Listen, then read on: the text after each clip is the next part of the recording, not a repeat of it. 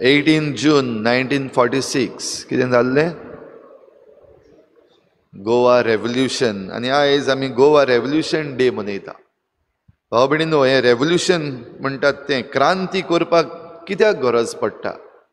क्रांती करपाक गरज पडटा भोव करून जे कोण ऑथॉरिटी आसा, जे प्रशासन आसा, तें पोरशे पासत जें कितें करूंक जाय तें करूंक चुकता. वो जें कितें फायद्याक पडपाक जाय आसलें सगल्यांक तें करपाचें सोडून निसणटोन आसा तें करता. मागीर क्रांती घडोवची पडटा. आनी असलीच क्रांती 1946 वर्सा आमच्या गोंयान, आमचे गोंयचे पासत डॉक्टर जुलियांव मिनेझीस आनी डॉक्टर राम मनोहर लोहिया हांणी सुरू केल्लें. थोडे दीस हांगासर झुजले आनी मागीर तांकां भायर घातले, बणकणीन घातले. हेर सगल्यो वस्तू तांचे बराबर हेर दुसरेय गोंयकार सगळे बराबर आयले. मडगांवां घडलेलें हें. आनीक हे सगळे जे आमचे गोंयकार बाराबर आयिल्ले थंय सावन ही कीट सुरू जाली. सुमार 15 वर्सांनी आमच्या गोंयांक लिबरेशन फावो जालें 19 डिसेंबर 1961 वर्सा. भाव भयणीनो, आयज हो दीस आमी उगडास करता आसतना सुरवातेक म्हणलां तशें आयज नव्यान आमकां एक क्रांतीची गरज आसा काय? नव्यान आमकां सोडवणेची गरज आसा काय? दुबाविरीत आयज आमच्या गोंयचेर आनी जे भाशेन आमचें गोंयचें प्रशासन चल्ललें आसा आनी जे भाशेन कायदे बदलतात आनी जे भाशेन कायदे वायटाक वापरतात हें पळयल्या उपरांत, आनी तशेंच आयज जायते आमचे सोशल एक्टिविस्ट, पॉलिटिकल एक्टिविस्ट उठलेले आसात, आपलो ताळो उबारतात, मागतात प्रशासना लागीं ह्यो वस्तू सारक्यो घाल. तेन्ना म्हणूंक जाता वय क्रांतीची गरज आसा.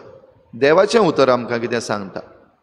भाव भयणीनो, कालच्या दिसाक आनी आयच्या दिसाक राजांच्या पुस्तकांतलें आमी वाचलां. 1 किंग्स चॅप्टर 21 हें आमी उगडास दवरचो सगल्यांनी. 1 किंग्स चॅप्टर 21 काल आनी आयज आमी तो वाचता.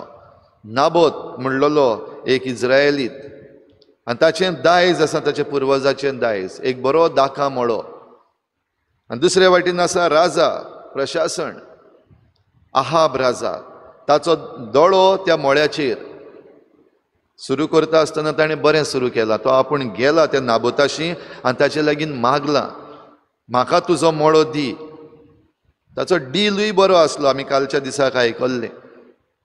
ह्या मळ्याचे सुवातेर हांव तुका ताच्याहून आनीक एक बरो मळो दितां, आनी तुका जरी तर तो आनीक दुसरो मळो नाका जाल्यार हांव तुका फावो तितले पयशे दुडू दितां हो तुजो मळो विकतो घेवपाक, कित्याक म्हजो एक प्रोजेक्ट आसा थंयसर करपाचो.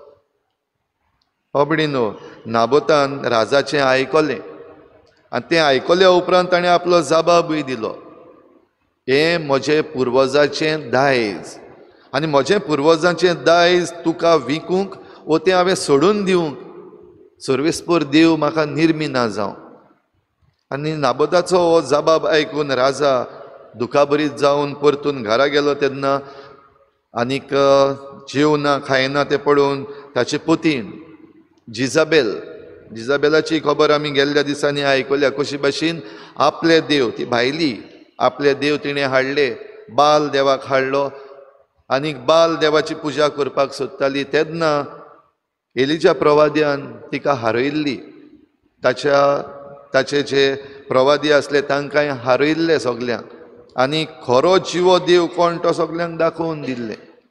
आनी आतां ह्या दाका मळ्यान राजा परतून येवन जेन्ना आतां दुखाबरीत जाला, तूं कांयच भियेनाका, हांव करतलीं कितें करपाचें आहा तें, तुका तुजो हो मळो मेळटलो. आनी कालच्या दिसाक आमी आयकलां कशे भाशेन ती राजाच्या नांवान चिटी बरयता. आनी चिटी बरयता ती हे गांवचे जे वडील आसात, जाणटे म्हणटा तांकां, तांकां बरयता.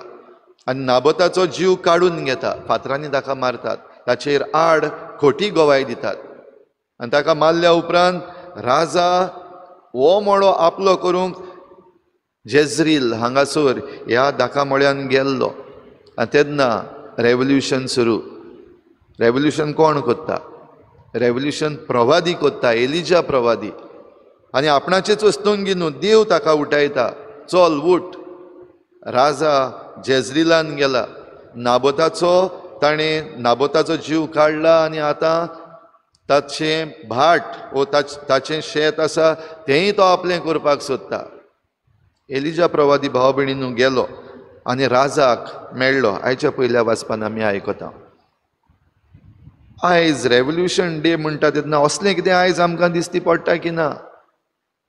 ओ दिसती पडोनूय आमी जायतीं जाणां आमचे दोळे धांपता. भाव भयणींनो, आयज घोडी ह्या एलिजा प्रवाद्याक म्हणपाक जाय आसलें, अरे तूं प्रवादी मरे, तूं कितें पॉलिटिक्सान पडटा? तूं कितें त्या राजा मुखार वयता? मातसो ओगो वच, मागणें कर, बस भितर. जे भाशेन आयज आमी जरी तर भोव करून पाद्रींनी जरी तर ताळो उबारलो जाल्यार हेंच प्रशासन जें आसा तेंच म्हणटात. इवन आतां एलिसांव जालें तेन्ना पिड्ड्यार जालें म्हणटच कॅथलीक प्रिस्टांक लागून आपूण पिड्ड्यार जालें हेंय बीन तांणी स्टेटमेंट केलें. आनी जी पार्टी आमचो सरकार चलयता तें तोंड बंद करून तेका एके भाशेन सांगात दितात हें जें चलता तें. कालच्या दिसाक आमच्या नव्या बिस्पाची ऑर्डिनेशन जालें आनी जायते लोकांनी आतां ते फोटो पळोवन बोवाळ मारपाक लागले.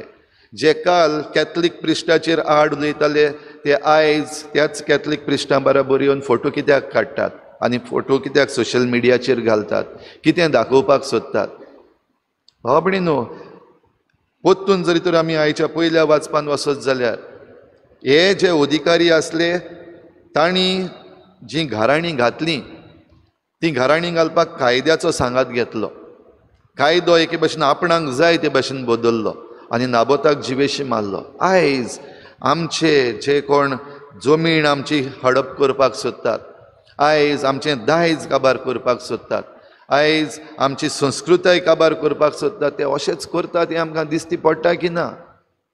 आयज पळयात असलेच हे जे जाणटे आसलेले तो रोल आयज कोणें घेतला आमच्या आयच्या प्रशासनान?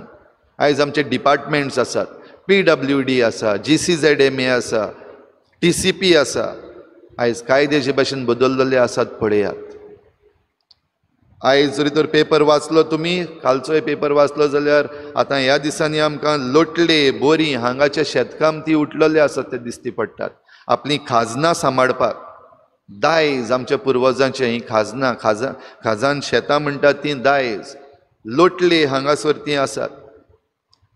आनीक ह्या शेतांतल्यान मोदींतल्यानूच हो नवो ब्रीज बांदपाक सरकार सोदता. जरूय कितलो तेंप जालो हे शेतकामती सरकारा लागीं मागता ही आमची खाजनां सांबाळ. तो ब्रीज ह्या वाटेन हाडीत जाल्यार ही आख्खी खाजनां काबार जातली. थंयचो गांवचो MLA आसा ताकाय सांगलें, जो एके वाटेन तावन दुसरे वाटेन उडी मारून गेलो आनी आतां आपलें म्हणप आनी आपले विचार आसात ते बदलले. GCZMA आसा तांचे मुखार घातल्यार ते म्हणटात आमी पळयतले, कित्याक तांच्यान डायरेक्ट आतां कायदो आपल्या हातान घेवपाक जायना, डिसिजन घेवपाक जायना. TCPचो एमेंडमेंट आसा 39A आनी हेर दुसरे फॉरेस्टाचो एमेंडमेंट आसा. हे कायदे बदललेले आसात आनी हे सगळें जरी तर पळयत जाल्यार आमचें दायज इल्लें इल्लें इल्लें काबार जाता हें आमकां दिसती पडटा. क्रांतीची गरज आसा काय? आल्ताराचेर रावन फादर उलयनाका हें बडे परतून म्हणटले तुमी. पूण भाव भयणीनो, आयज जरी तर आमी उठना, आयज जरी तर हें देवाचें उतर आमचे लागीं इतले व्हडल्यान उलयता, ताका जरी तर आमी कान बंद करता आनी आमची मनां बंद करता जाल्यार कोटा आमचें.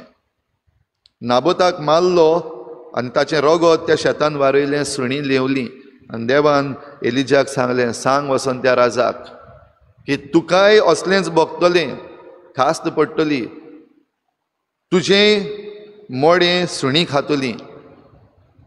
आनी जी राणी जिणें ताका मारलेलो तिका तशेंच घडलें. भाव भयणीनो, आयचें पयलें वाचप सोंपता आसतना एक मातसो इल्लोसो ट्विस्ट कसो आयलो. राजा मँगो कसो जालो.